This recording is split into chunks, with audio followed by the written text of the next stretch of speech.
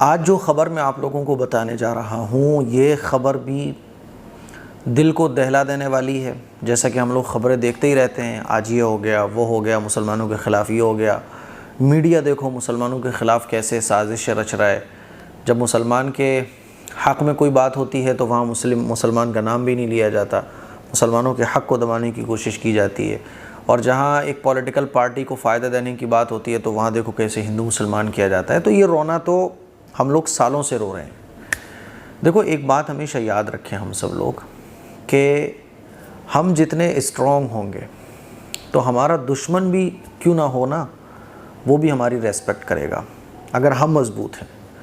और अगर हम कमज़ोर हैं तो फिर आप कितना ही रोना रोते रहो, कितनी ही आवाज़ें उठाते रहो, कितना ही कुछ करते रहो, आप कमज़ोर हो, आपकी कोई सुनवाई नहीं होगी।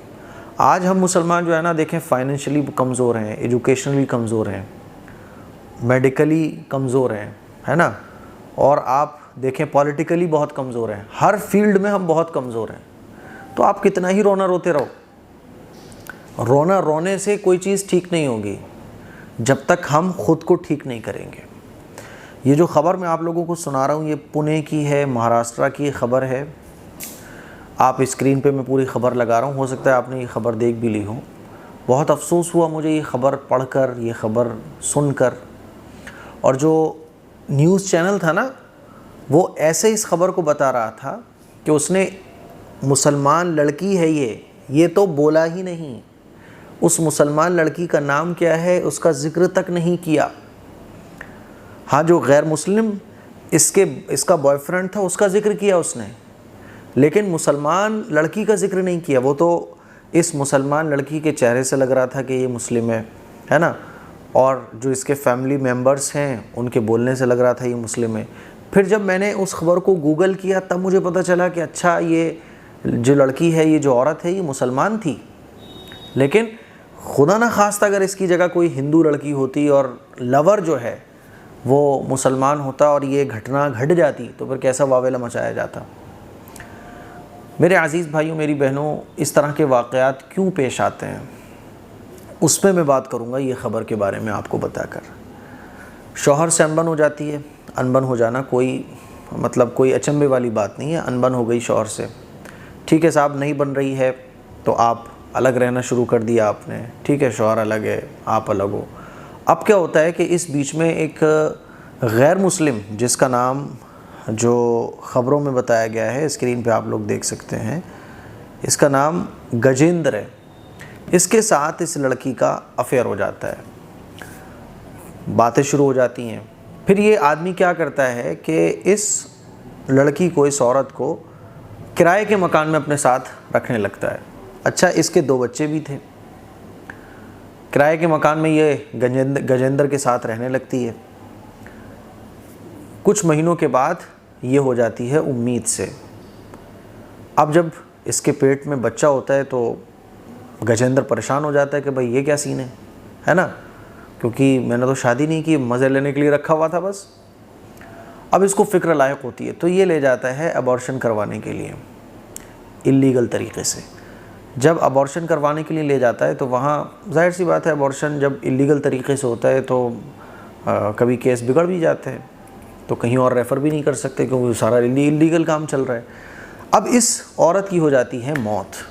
गजेंद्र क्या करता है कि लाश को अपने साथी के साथ बॉडी को ठिकाने लगाने के लिए ले जाता है नहर के पास। जब इस बॉडी को ये फेंक देता है तो जो 2 बच्चे साथ में होते हैं वो रोने लगते हैं। तो इसको ये लगता है कि ये 2 बच्चे तो जो है किसी को बता देंगे जाके, तो उन 2 बच्चों को भी ये नहर में फेंक देता है। अब जब औरत और बच्चे गायब हो जाते हैं तो उस औरत के घर वाले फ़िक्रमंद होते हैं, रिपोर्ट दर्ज करवाते हैं। फिर बहरहाल कॉल वॉल सर्वलाइन पे डाल के जो है ना, मुजरिम को पकड़ा जाता है और तब पता चलता है कि ये वाक़या हुआ कि ये औरत गैर मुस्लिम अपने लवर के साथ रह रही थी और जब इसकी ये माँ बनने वाली थी तो इसको अबॉर्शन करवाने के लिए ले जाया गया, जहाँ पर इसकी मौत हो गई। इसकी बॉडी को ठिकाने लगाने के लिए उसने इसको नहर में फेंका, दोनों बच्चे रोए तो उसने इन दोनों को भी उठा के डाल दिया। आप देखें, इंसानियत से गिरी हुई हरकत। और मैं ये बात बार बार कहता हूँ, बल्कि हर धर्म में ये बात कही जाती है कि अपराधी का कोई धर्म नहीं होता।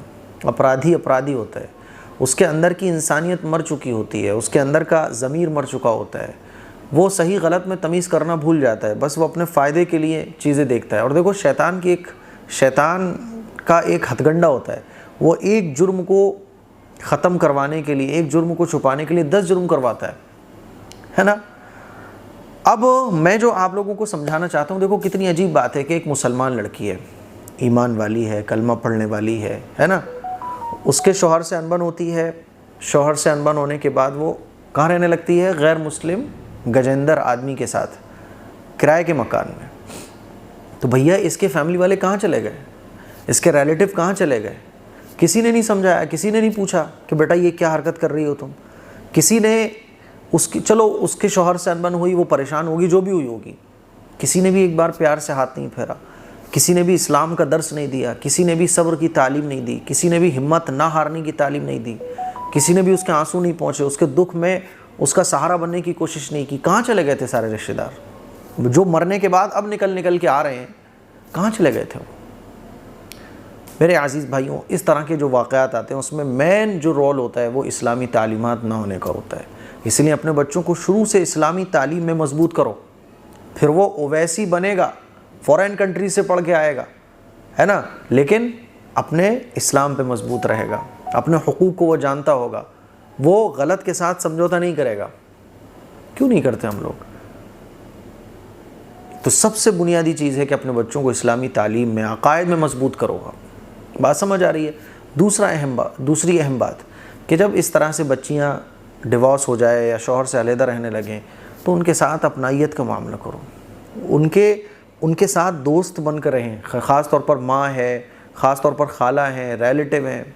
आप याद रखो कि अगर ये औरत गलत ट्रैक पर गई है तो वो अकेली मुजरिम नहीं है, बल्कि इसके साथ साथ जितने भी उसके घर वाले हैं जिन्होंने उसकी फ़िक्र नहीं की, जिन्होंने उसके ईमान की फ़िक्र नहीं की, उसकी दुनिया और आखिरत की फ़िक्र नहीं की, वो सब के सब मुजरिम कहलाएंगे। एक आदमी अगर मुझे भटकता हुआ नज़र आ रहा है और मेरे कान पे जूं नहीं रेंग रही है, मुझे कोई फ़र्क नहीं पड़ रहा है, अल्लाह के यहाँ मैं भी कुछ गुनहगार होऊंगा कि मैं अपनी आंखों से देखता रहा, मैं समझा सकता था लेकिन मैंने नहीं समझाया, मैं उसका सहारा बन सकता था, मैं उसका सहारा नहीं बना। और तीसरे नौजवान लड़के, वो मर्द हजरात जो रिश्तों को सिर्फ इसलिए रिजेक्ट करते रहते हैं कि साहब आप अपने आप को अफलातून समझते हो तो आपको अफलातून लड़की चाहिए, आप अपने आप को बहुत हाईटेक समझते हो तो आपको बहुत हाईटेक लड़की चाहिए। इसके लिए वो नौजवान लड़के, मर्द हजरात भी ज़िम्मेदार हैं जो तलाक़शुदा औरतों से शादी करना नहीं चाहते।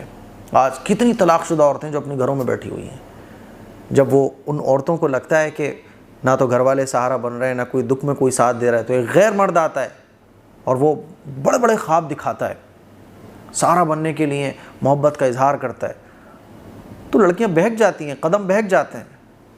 तो इसीलिए हम सब गुनहगार हैं इस चीज़ में कि ऐसे ख़वातीन के बहकते हुए कदमों को हमने क्यों नहीं रोका।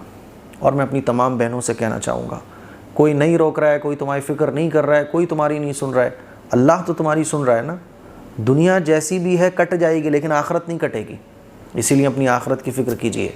और तमाम ही इंसानों से मैं कहना चाहता हूँ, अपने इंडियंस भाइयों से, हिंदू मुसलमान सिख ईसाई सबसे कहना चाहता हूँ कि देखो अपराधी अपराधी होता है, उसको हिंदू मुसलमान के चश्मे से देखना बंद करो, जैसे कि न्यूज़ चैनल वाले आजकल करते हैं। खुदा के लिए नफ़रतों को ख़त्म करो। जुर्म होता है, चाहे हिंदू का बच्चा करे चाहे मुसलमान का बच्चा करे। तो ये ख़बर पढ़ने के बाद मुझे बहुत अफसोस हुआ। ऐसे वाक़यात, सिर्फ इन ख़बरों को सुन के आप रोना रो दो, इससे हल नहीं निकलेगा। इसके लिए आपको मेहनत करना पड़ेगी। आप शादी करने जा रहे हो, आपको पता है कि ये औरत बेचारी तलाक़शुदा है, इसकी तलाक़ होने वाली है ना, अब ये बेसहारा है, उसका सहारा बन जाओ आप, अल्लाह आपको खूब नवाजेगा। मुझे उम्मीद है मेरी ये बातें आपको समझ आई होंगी। इसको शेयर करें, दूसरों तक पहुँचाएँ। अस्सलामु अलैकुम वरहमतुल्लाहि वबरकातुहू।